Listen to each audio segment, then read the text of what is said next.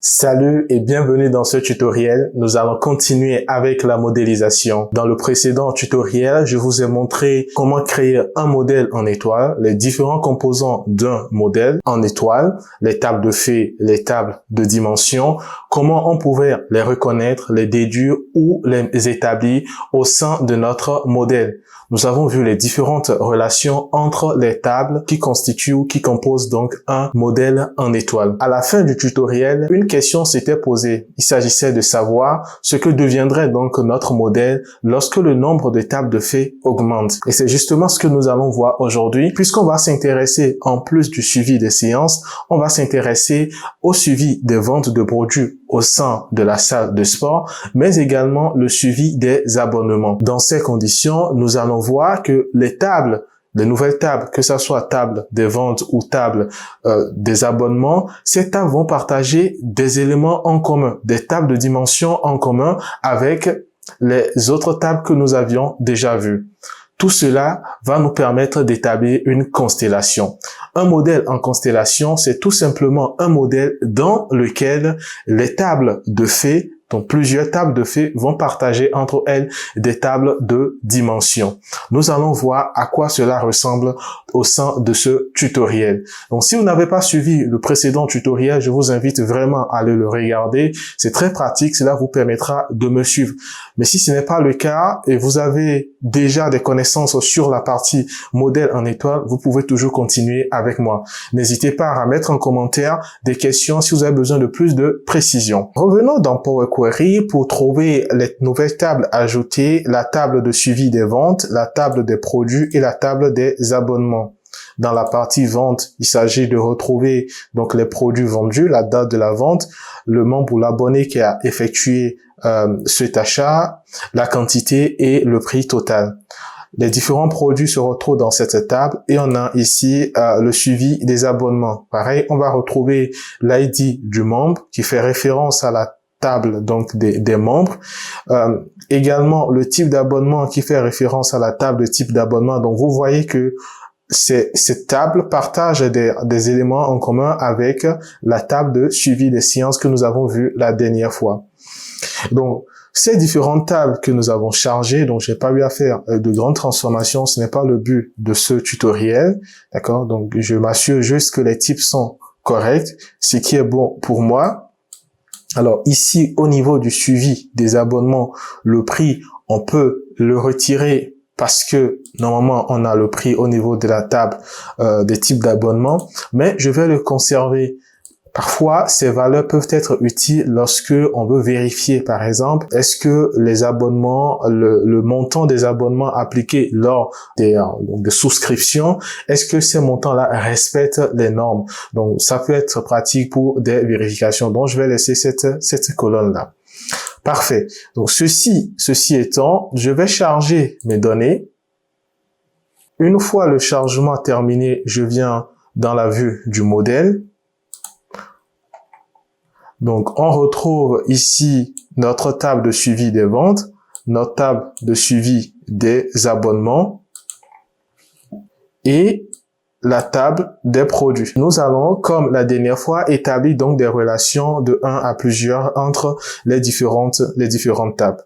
Donc, entre la table des produits et la table de suivi des ventes, il y a une relation sur la colonne produit ID que je vais relier à produit ID. Donc, j'ai bien une relation de 1 à plusieurs. Ensuite, entre le membre ID et membre ID de la table de suivi des ventes, pareil. Et pour la dernière, entre suivi des abonnements, donc j'ai l'ID du membre, enregistré, et j'ai également entre suivi des abonnements et le type d'abonnement, j'ai une relation sur la colonne, donc abonnement ID qui sera relié à type abonnement.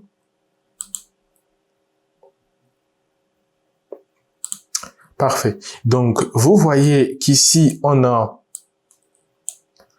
3 tables de faits d'accord, reliées à des tables de dimensions.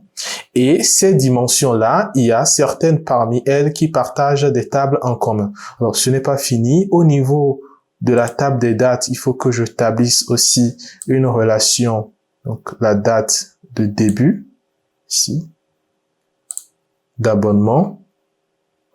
Je peux aussi établir une autre relation en la table des ventes et la date de la vente. Et je vous ai dit que entre deux tables, on peut avoir plusieurs relations, mais une seule relation est active à la fois. Ici, lorsque j'établis une relation entre la table des dates et la table de suivi des abonnements, j'ai mis la relation sur la date de souscription de l'abonnement. Cela nous permet de suivre après dans le temps donc, le nombre d'abonnés, le nombre d'abonnements à une date précise. Ou dans le mois, si je choisis un mois, combien d'abonnés, combien de personnes se sont abonnées ou se sont inscrits.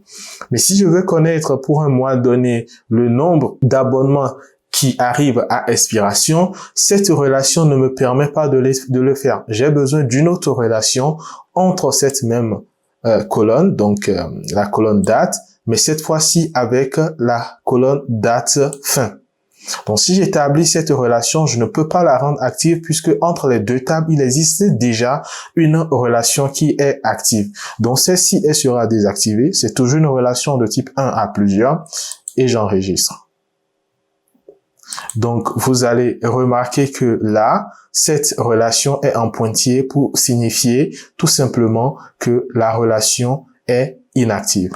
Voilà à quoi ressemble notre modèle en constellation. On peut aussi l'avoir comme plusieurs modèles en étoiles qui sont reliés entre eux. Lorsque vous êtes dans un contexte où vous devez mesurer ou analyser plusieurs indicateurs qui se retrouvent dans des tables de faits différents, inutile de chercher à mettre toutes ces tables ensemble. Vous n'allez que complexifier la tâche.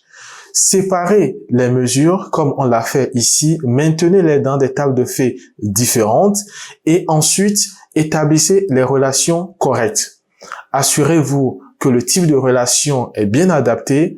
On a vu qu'il faut toujours privilégier les relations de 1 à plusieurs entre les tables de dimension et les tables de faits. Vous obtenez à la fin un modèle en constellation qui est pratique. Même si schématiquement ça ressemble à quelque chose de complexe, ça reste quand même un modèle solide qui vous permet de répondre à plusieurs besoins. J'en reviendrai sur ces cas de besoins ou de tests lorsqu'on va commencer à visualiser nos données dans la partie reporting. Autre chose que j'aimerais vous montrer, donc dans la partie de vue des modèles ici, vous allez voir qu'on peut créer plusieurs onglets.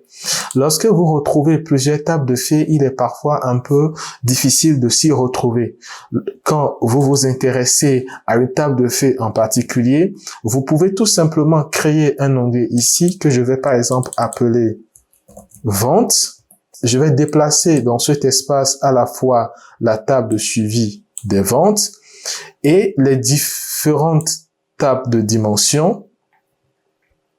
Il y a la table de produits, mais également la table des membres, la table des dates,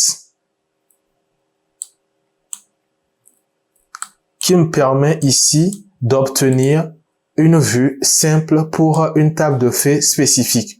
Vous voyez que ici, on a un modèle qui est bien un modèle en étoile. Ce modèle est bien évidemment extrait donc du modèle principal ici. Ce n'est juste qu'un aperçu qui se retrouve à ce niveau. Voilà, vous savez tout désormais sur le modèle en constellation.